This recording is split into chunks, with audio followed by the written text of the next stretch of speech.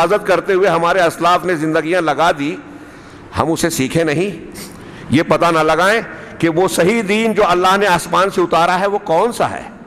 دنیا میں جتنے فرقے آج مسلمانوں کے پائے جاتے ہیں، ہاں، رافضی ہوں، سنی ہوں، ان کے الگ الگ فرقے ہوں جس میں تصوف، اہل تصوف ہے، چشتی، قادری، نقشبندی، سہروردی، رفاعی، ہاں، فلاں ڈھما، اہل حدیث، حنفی، شافعی، مالکی، حنبلی، پھر اس کے علاوہ دوسرے جو بہت سارے فرق ہیں، خوارج، معتزلہ، جہمیہ، قدریہ، اشعریہ، ماتریدیہ، جبریہ، اور نہ جانے کون کون سے فرقے، عقائد میں، اعمال میں، اصولوں میں جنہوں نے اپنی الگ الگ ڈگر اور راہیں بنا لی. کیا سب صحیح ہے؟ آنکھیں بند کر لیں ہم اور یہ کہیں کہ آپ کو اگر دین اسلام پر عمل کرنا ہے تو کسی بھی فرقے کا ساتھ پکڑ لو، کسی بھی رہبر کے پیچھے چلنے لگو، آپ حق پر ہوں گے، دین پر عمل کرنے والے ہوں گے. یہ مت دیکھو صحیح کیا ہے غلط کیا ہے، بس دین پر لگ جاؤ. کیا یہ صحیح ہوگا؟ میں پوچھ رہا ہوں، کیا یہ صحیح ہوگا؟ انصاف ہوگا؟ شریعت کے ساتھ بھی ناانصافی ہوگی اور اپنے آپ پر بھی ظلم ہوگا. ہم اپنے آپ کو دھوکہ دے رہے ہیں اگر ہم اس بات سے اپنے آنکھوں کو بند کر رہے ہیں کہ صحیح غلط، حق اور باطل کی تمیز کی جائے، تو بہت بڑا دھوکہ دے رہے ہیں. آج ہم دیکھ رہے ہیں کہ عالم اسلام میں مسلمان دین کے نام پر مختلف خدمات انجام دے رہے ہیں، الگ الگ اسٹیجوں سے الگ الگ کام کر رہے ہیں. ہر کوئی مگن ہے اس بات میں کا دعویٰ کرتا ہے یا سوچتا سمجھتا ہے اپنے تئیں کہ ہم بڑی خدمات انجام دے رہے ہیں، مسلمانوں کے بڑے کام ہو رہے ہیں. لیکن تھوڑی دیر کے لیے اسی بات کو سوچئے کہ ایک مسلمان بڑی محنت کر رہا ہے، خلوص سے اگر کر رہا ہے، اخلاص بھی ہے اس کے اندر، لیکن اگر وہ جس دین پر محنت کر رہا ہے وہ بدعات پر مشتمل ہے، جس دین پر محنت کر رہا ہے اس میں اگر شرک ہے، اس میں اگر اللہ اور رسول کے بتائے ہوئے عقیدے اور منہج کے خلاف باتیں ہیں، جسے وہ دین اسلام کا حصہ سمجھ کر اس کی خدمت کر رہا ہے، اسے لوگوں تک پہنچا رہا ہے، جھوٹی حدیثیں لوگوں کو سنا رہا ہے اور یہ کہہ رہا ہے کہ اللہ کے رسول صلی اللہ علیہ وسلم نے فرمایا، تو یہ خدمت ہوئی یا دین اسلام کی دشمنی ہوئی؟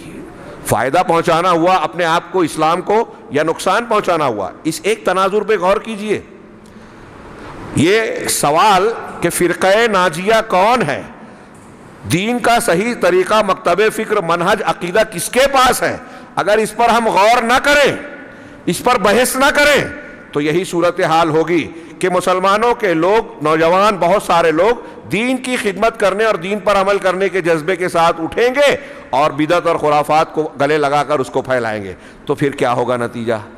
یہی ہو رہا ہے. یہ پہلا سوال جس سے ہم نے اپنے آپ کو دور کر لیا، اس کے نتیجے میں آج ہمارے درمیان میں، بلکہ عالم اسلام میں، ہندوستان پاکستان میں تو بطور خاص، اکثریت جو دین، جو منہج، جو طریقہ اختیار کیے ہوئے ہے وہ ایسا دین ہے کہ نام تو اسلام کا ہے، وہ خوش فہمیوں میں تو مبتلا ہے، لیکن اگر آپ اللہ تبارک و تعالیٰ نے جس دین کو محفوظ شکل میں ہم پر اور آپ تک پہنچایا ہے اس کو سامنے رکھ کے لوگوں کے دین کا موازنہ کرتے ہیں تو ہم کو نظر آتا ہے کہ دونوں میں زمین و آسمان کا فرق ہے.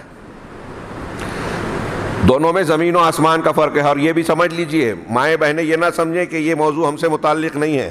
یہ مردوں کے لیے جتنا ضروری موضوع ہے خواتین کے لیے بھی اتنا ہی اہم ہے کہ ہم اگر دین کو اختیار کرنا چاہتے ہیں، جنت کو حاصل کرنا چاہتے ہیں، اللہ کے مقرب بننا چاہتے ہیں، تو سب سے پہلا قدم، پہلا سوال یہ ہے کہ کون سا دین اختیار کی کریں.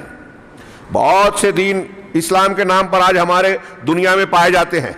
ہر کوئی دعویٰ کرتا ہے، کتابیں لکھتا ہے اور الگ الگ قسم کی تشہیر اور پروپیگنڈے کو اختیار کرتا ہے. اور اگر غور سے دیکھیں تو آج کے زمانے میں جو باطل ادیان ہیں، باطل مذاہب ہیں، باطل مکاتب فکر ہیں، وہ زیادہ خوبصورت بنا کر اپنے باطل کو حق کی شکل میں پیش کرتے ہیں. عوام اور عام آدمی، سادہ ذہن انسان اس سے متاثر ہو جاتا ہے، دھوکہ کھا جاتا ہے. چمکنے والے پیتل کو سونا سمجھ لیتا ہے اور وہ حقیقی سونا جو چمکدار نہیں نظر آ رہا ہے، جس کا پروپیگنڈا نہیں ہو رہا ہے، ٹی وی چینل پہ جو نہیں آ رہا ہے، اس کے بارے میں جو ہے آنکھیں بند کر لی. اس کو مختلف قسم کے الزامات دیے جا رہے ہیں. آج میں ابھی جو باتیں پیش کروں گا اس کو سامنے رکھ کے اگر آپ عالم اسلام کا جائزہ لیں گے تو یہ صاف نظر آئے گا کہ جو اہل بدعت ہیں وہ دندنا رہے ہیں، جو اہل سنت اور اہل حق ہیں ان پر پوری دنیا ان کی دشمن بن کر ان کو مختلف الزامات کا نشانہ بنائے ہوئے. اور اسی بنیاد پر اس کا اثر ہے کہ ہمارے مسلمانوں میں ایک بہت بڑا طبقہ، اکثریت ایسی ہے جو اہل حق کے تعلق سے بدگمانی کا شکار ہے. ان کے بارے میں الگ الگ الزامات بیان کر کے اپنے آپ کو تسلی دیتے ہیں کہ ارے یہ اختلافی مسئلے پر بات کرتے ہیں، ارے یہ یہود و نصارہ سے تعلق رکھتے ہیں، ارے یہ ایسے ہیں، ارے یہ ویسے ہیں. جبکہ ان کا حقیقت سے کوئی تعلق نہیں. اور جناب محمد رسول اللہ صلی اللہ علیہ وسلم کے عہد مبارک سے یہ سلسلہ چلا آ رہا ہے کہ اہل باطل اہل حق کے خلاف جھوٹ پھیلاتے ہیں, پروپیگنڈے کرتے ہیں, الزامات لگاتے ہیں, لوگوں کو دھوکہ دینے کے لیے ان کی حقیقت پر پردہ ڈالنے کی خاطر وہ چیزیں پیش کرتے ہیں جو صحیح نہیں ہیں اور وہ چیزیں چھپا دیتے ہیں جو حق ہے. بات تھوڑی سی لمبی ہو گئی لیکن موضوع کی اہمیت بتانا میں ضروری سمجھتا ہوں. اب اس تمہید کو سامنے رکھیے کہ یہ جب ہم چاہتے ہیں کہ ہمارا دین ایمان منہج درست ہو, دنیا میں بھی اللہ تعالیٰ کے مقرب بنے, اس کی رحمت و نصرت کے مستحق بنے, اور آخرت میں بھی اللہ تعالیٰ ہم کو جنت کے اندر داخل کرنے کے لائق بنائے, جہنم سے بچائے. اگر ہم اور آپ چاہتے ہیں, کوئی بھی بندہ یا بندی, مرد اور خاتون یہ چاہتا ہے, تو اس کے لیے پہلا سوال کیا ہے کہ صحیح اسلام کو, صحیح دین کو جو اللہ تبارک و تعالیٰ نے نازل کیا ہے اس کو سیکھے جانے,